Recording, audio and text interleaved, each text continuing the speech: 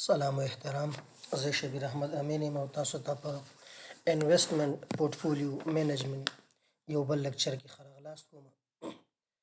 په پریویس لیکچر کې موږ په د انویسټمنټ چې کوم ټایپس دي هغه باندې بحث کړی و او هلته مو کمپلیټلی په دغې دوه مواردو باندې بحث کړی و چې ریل انویسټمنټ او فاینانشل انویسټمنټ ترمنځ څه توپیر دا خبره مو ملته روښانه کړې وه چې زموږ د ریل انویسټمنټ سره کار نه وي او دلته چې زموږ کوم کورس دی دا به په فاینانشل انویسټمنټ باندې فاینانشل انویسټمنټ کوم چې په فاینانشل مارکیټ کې انویسټمنټ کیږي اول ته سیکیورټي اخیستل کیږي او خرڅول کیږي نو هلته په مجموع کې دا انویسټران دا په دوه قسمه باندې وي یو انډیویجوال انویسټري او بل انسټیټیوشن انویسټري.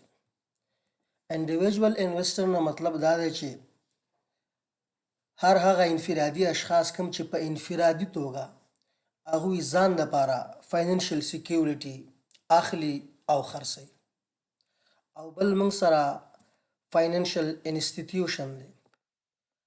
فاینانشل انسټیټیوشن کې موږ سره تجارتي بانکونه د بیمې شرکتونه او انشورنس کمپنی دا پکې مشتمل دي. نو دلته چې څنګه ما مخکې خبره وکړه موږ به کلاره خپل مسیر ځان دپاره انتخابو.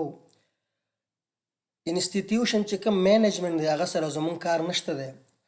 زموږ د کورس ټول بحث به په انډیویجوال انویسټینګ باندې وي او انډیویجوال انویسټینګ دوی هم بیا په مارکیټ کې په دوه قسم یا په دوه شکلونو سره دوی انویسټینګ کولی شي.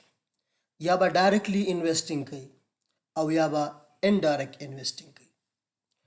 ډایرکټ انویسټینګ په دې معنی چې ډایرکټ انویسټینګ از ریلایزډ یوزینګ فاینانشل مارکیټ.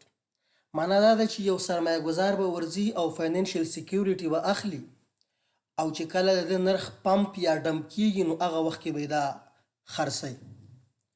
خو د دې څه خصوصیات دي.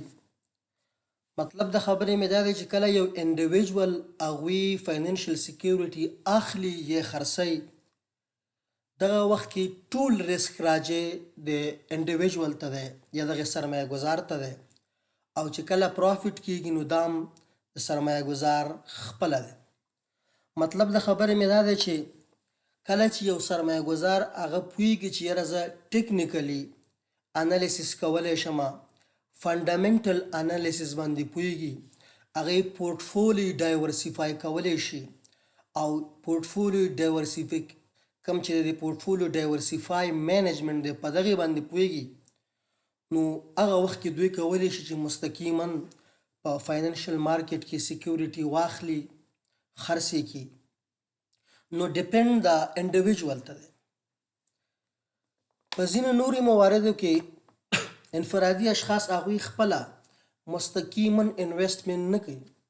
هغوی انویسټمنټ ترو انویسټمنټ انسټیټیوشن کوم چې ما درې مخکې یادونه وکړه چې هغه کمرشل بانک دی هغه کې کوم انشورنس کوم کمپنی ده نو دوی هغوی له اختیار ورکړي او هغوی ورته انویسټمنټ کوي. هغوی چې کوم انویسټمنټ کوي نو دا په لویه پیمانه باندې وي. مطلب د خبرې مې دا دی چې کله په یوې انویسټمنټ کې هغوی ویلیوم ډېر نو هلته د ریسک خبره ډېره زیاته کمه وي. په بزنس کې خو ریسک خامخا شته دی خو کله چې ویلیوم ډېري نو بیا ریسک هلته منیمایز کیږي. بله خبره دا ده دې کې د انډایرکټ انویسټمنټ کې چې دلته انسټیټیوشن په هیڅ طریقې سره تاوان نه مني.